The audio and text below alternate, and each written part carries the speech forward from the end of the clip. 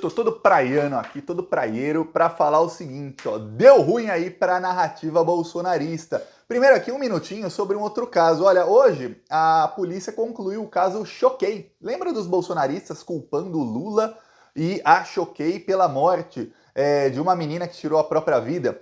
Que ela estava sendo associada como namorada do Whindersson, e ela passou a receber ataques dos fãs do Whindersson, começaram a falar para ela tirar a própria vida e ela acabou cometendo o ato. Pois bem, a polícia investigou e descobriu que quem publicou a notícia falsa de que ela namorava o Whindersson foi ela mesma. Ela criou perfis falsos na internet e mandou para várias páginas de fofoca a fake news.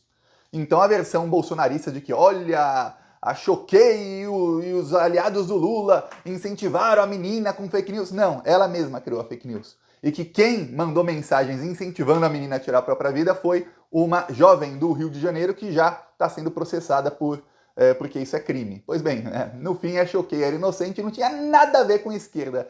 2, 3 meses aí de mentiras bolsonaristas no lixo. Só que tem mais. Tem uma outra narrativa que acaba de cair graças ao Cássio Nunes. Nada a ver com o caso Choquei. Pois bem, tem uma narrativa do Bolsonaro que é a de perseguido político. O Supremo Tribunal Federal, o Alexandre de Moraes, o governo Lula, essa narcoditadura, que eles dizem que o Brasil é uma narcoditadura, quem comanda o Brasil são facções criminosas, dizem eles. Essa narcoditadura está indo atrás do Bolsonaro porque ele ousou combater o crime e tudo mais. Pois bem, esqueceu de combinar com o Cássio Nunes. O que aconteceu? Tem um instituto bolsonarista, o bolsonarista tem uma tática bolsonarista que é de criar inúmeras ONGs e institutos sem fins lucrativos, cujos donos ficam sempre milionários, e aí essas ONGs e institutos recebiam muita grana do governo Bolsonaro e recebem muita grana de governos estaduais bolsonaristas. Eles usam a velha estratégia que já era usada no nazismo lá atrás, nos anos 30 do século passado, que é a de apontar nos outros o que você mesmo faz. Então, você vê o Bolsonaro gritando aí, eu ouvia antes mesmo dele ser presidente, gritando que olha, o PT tá aí beneficiando essas ONGs e tudo mais, e quem beneficia inúmeras ONGs e institutos de amigos com dinheiro público é o Bolsonaro. E aí, uma dessas ONGs aí entrou com um processo aí no Supremo Tribunal Federal com um pedido de soltura e de, não uma anistia, mas é a soltura de todo mundo que está preso pelos atos terroristas do dia 8 de janeiro. E qual é a estratégia que usou o bolsonarismo? Eles começaram a entrar com vários pedidos, porque quando um pedido é feito, é sorteado um ministro do STF. Se você pedir, nossa, eu quero a soltura do, vamos supor, tem aquele terrorista que morreu, o Clériston? Pois bem, vamos supor, pega um que não morreu, eu quero a soltura desse fulano. O que vai acontecer é o seguinte, o caso muito provavelmente vai ser anexado no caso ali dos atos terroristas e vai acabar com o Alexandre de Moraes. Porém, se você colocar uma coisa fora do caso e aí pedir a soltura, aí é como se o sistema da STF visse isso, o sistema judiciário brasileiro visse isso como um caso novo. E aí sorteia um relator. E aí eles começaram a fazer isso. Vários órgãos bolsonaristas aí, vários advogados bolsonaristas passaram a entrar com pedido de soltura aí dos réus do dia 8 de janeiro, para que caia em algum relator. Eis que conseguiram, finalmente, que caísse no Cássio Nunes. Caiu no Cássio Nunes, aí comemoraram os bolsonaristas. Agora a gente vai provar que o Alexandre de Moraes está perseguindo esses patriotas inocentes. Agora o Cássio Nunes vai dar uma paulada no Alexandre de Moraes. Só que não. Olha, a primeira indisposição do Bolsonaro com Cássio Nunes aconteceu no ano passado, quando o Bolsonaro, via imprensa, passou a ameaçar o Cássio Nunes. Eu lembro que tem a Thaís Oyama, da articulista do UOL, ela escreveu uma matéria que ficou na capa do UOL. Eu fiquei pasmo como em pleno 2023 pode ter ameaça à integridade física de ministro do STF na capa do UOL. E a Thaís Oyama escreveu o seguinte, que olha, os bolsonaristas estão dizendo que se o Cássio Nunes não fizer o que o Bolsonaro quer, ele não vai mais conseguir entrar em restaurantes, ele não vai mais conseguir sair na rua, ele vai ser alvo de ataques bolsonaristas em voos comerciais e ele vai sofrer um tipo de ataque semelhante ao que sofreu a Joyce Hasselman. Joyce Hasselman, que ela não conseguia nem sair, até hoje não consegue nem sair na rua, que os bolsominions atacam ela, chamam ela de Peppa, tudo mais. Pois bem, chamava ela de Peppa, dizendo que Peppa é Peppa Pig, né? Porque diziam ela é gorda e tudo mais. Agora a Joyce está magrinha, mas ainda chama ela de Peppa. Então não era por isso, é porque eles querem realmente ali achincalhar a pessoa e usar como exemplo. Exatamente foi esse exemplo que a Thaís Oyama usou para ameaçar o Cássio Nunes em nome do Bolsonaro. E a ameaça era o seguinte: o que queria o Bolsonaro do Cássio Nunes? Que ele não votasse a favor da inelegibilidade do Bolsonaro. Lembre-se, ele foi tornado inelegível no ano passado, 3 vezes. Mas o que o Bolsonaro realmente queria é que ele pedisse vistas. Ou seja, pedir vistas faz com que o processo fique paralisado por 90 dias. 90 dias, aí depois o relator tem que pautar. Então, na prática, pedir vistas atrasa o processo aí por mais de 90 dias. Bem mais. Alguns processos, por um pedido de vista, ficam anos paralisados. Pois bem, eis que o Cássio Nunes não pediu vistas. E aí o Bolsonaro ficou bravo. Não cumpriu as ameaças, porque as ameaças eram para caso ele, além de não pedir vistas, votasse contra o Bolsonaro. Não votou contra, mas não pediu vistas. E numa votação que ia ser 5-2, não adianta nada, né? Votar contra. 5-2, 6-1, 7-0, 4-3, não interessa. Perdeu, tá condenado. É isso, foi o que aconteceu. Pois bem, dessa vez o Cássio Nunes tinha a chance aí de fazer o gol da virada aos 47 do segundo tempo e soltar todo mundo e alimentar a narrativa bolsonarista de perseguição. Porém, não. Cássio Nunes negou a soltura de todo mundo. Negou, falou, não, eu não vou. Porque o regimento interno da STF diz que, o relator do caso é outra pessoa, esse outro ministro foi quem decretou a prisão. Por isso, eu, como não sou o ministro do caso e não fui eu que decretei a prisão, eu não posso conceder um habeas corpus a essas pessoas. Então, não. Então aquela de que, nossa, mas vai sair um bolsonarista aí que vai peitar o Alexandre e vai mostrar que isso é perseguição. Não. Não é perseguição não, gente. Tem lei aqui, o relator do caso é o Alexandre, viu? O nome disso é lei. Deu ruim aí para os bolsonaristas. O problema, olha, eles até têm alguns planos que você fala, caramba, o plano deles não é tão burro. O problema deles é a lei mesmo, é só isso. Se não existisse leis, eu vou falar, os planos deles dariam certinho, mas tem leis, né? Aí fica difícil, você tá sempre à revelia da lei. E olha, por falar em revelia da lei, a coisa vai ficar feia aí para outros, que enquanto parte do bolsonarismo tá em pânico aí, porque até o Cássio Nunes tá virando as costas, lembremos, a segunda vez que o Bolsonaro ficou bravo com o Cássio Nunes foi quando o Cássio Nunes se encontrou com o Lula e, algum tempo depois, o Lula indicou para desembargador um aliado do Cássio Nunes, mostrando ali já um alinhamento, Lula e Cássio Nunes.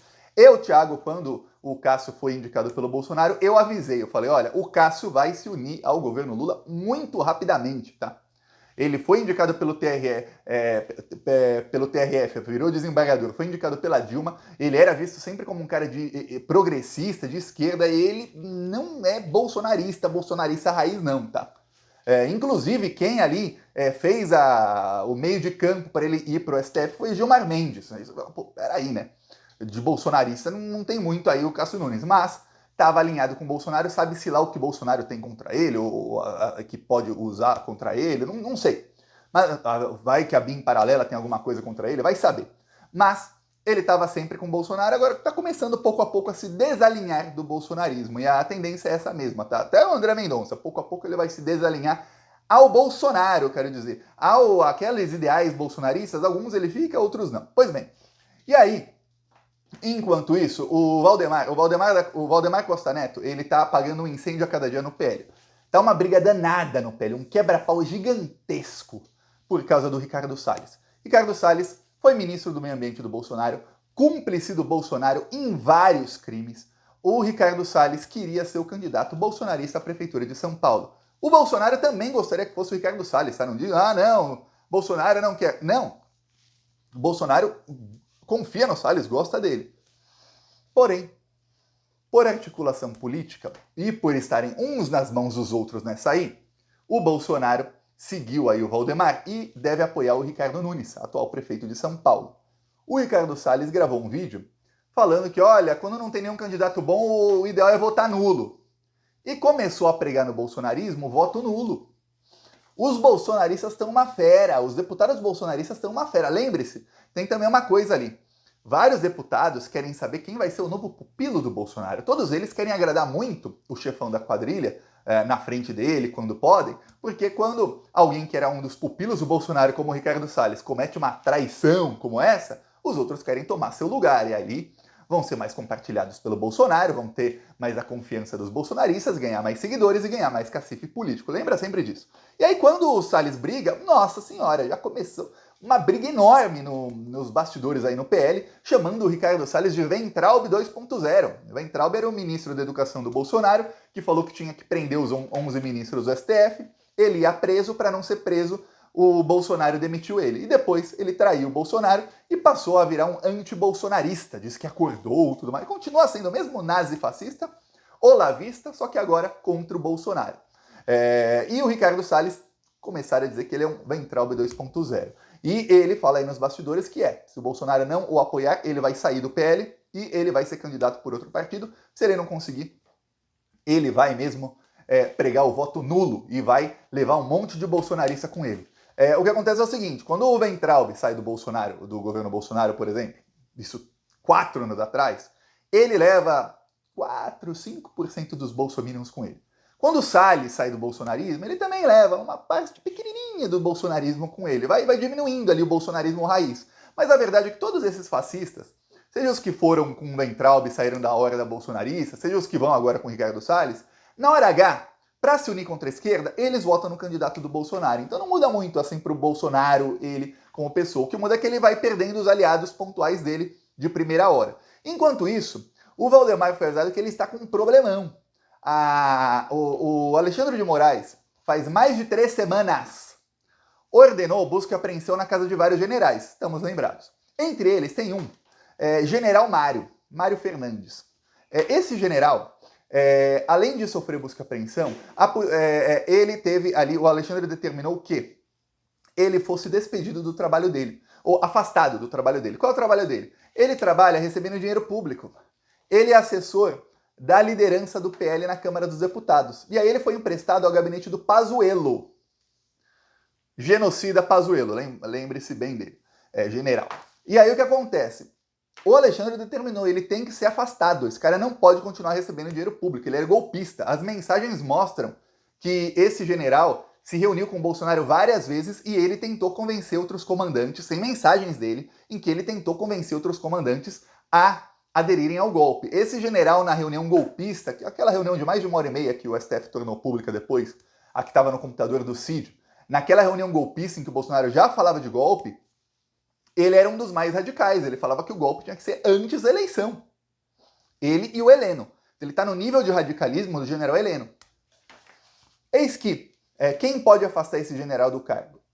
O PL ou o Pazuello, porque ele está lotado na liderança do PL, mas emprestado ao gabinete do Pazuello. Um ou outro pode afastá-lo do cargo.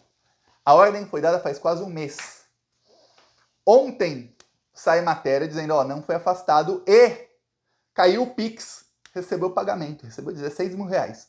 O cara que nem se sabe se vai trabalhar, golpista, com uma ordem do Supremo Tribunal Federal para ele ser afastado, recebeu o pagamento do mês que ele não deveria ter trabalhado. Polícia Federal irritadíssima, Alexandre de Moraes irritadíssimo, eis que, logo depois de sair matéria na imprensa, a liderança do PL e o Pazuello demitem o general. Foi afastado agora. Afastado, demitido, né? E aí o que acontece? Agora, eles estão em crime, porque ele não apenas ele ficou 3 semanas, quase um mês a mais, ele ainda recebeu por isso. Então agora tá um problemão. O Pazuello e não é o Valdemar não é deputado do PL, ele é o chefe do partido, ele é o dono do partido, mas a liderança do PL na Câmara, o líder é o Altineu Cortes, mas a liderança do PL na Câmara é quem tem responsabilidade. Esses deputados do PL que fazem parte da liderança estão sendo investigados também, tá? O Pazuello também está sendo investigado. Aí ele mantém no gabinete dele um general investigado. Quer dizer, o Pazuello está muito próximo da prisão. Lembremos que o tenente-coronel Cid falou que o Pazuello era um dos mais radicais, um dos que mais pressionava para que o Bolsonaro desse o golpe de Estado. Então a situação do Pazuello vai ficando insustentável, a situação dos bolsonaristas cada vez pior, a narrativa deles aí de, olha, o Alexandre que tá perseguindo, olha, já foi por água abaixo, que até o Cássio Nunes falou, não vou soltar ninguém, tem lei aqui no Brasil, tem lei, não vou soltar, fim. E agora, o genocida, olha, eu vou falar, quando o Pazuello for preso, o Pazuello nem é da cúpula aí do bolsonarismo, né? Hoje você põe ali Bolsonaro, tem os filhos, tem o Nicolas, tem o Gustavo Guerra que faz muito barulho, tem ali vários aí, Valdemar e tal. Pazuello não tá nessa cúpula. Mas quando o Pazuello foi preso, eu vou comemorar, eu vou me esbaldar, porque só ele tem nas costas umas 300 mil mortes, o Pazuello, tá? Então, olha, como eu vou me esbaldar quando for preso o Pazuello. Obviamente, nem se compara com a prisão do Bolsonaro. Aí é que vai ser festa, 3 dias de festa, mas o Pazuello vai ter festa sim. Eu peço aí a sua inscrição no canal, comenta aí se você vai festejar quando for preso o general Pazuello. Seguiremos aqui na luta. Falou!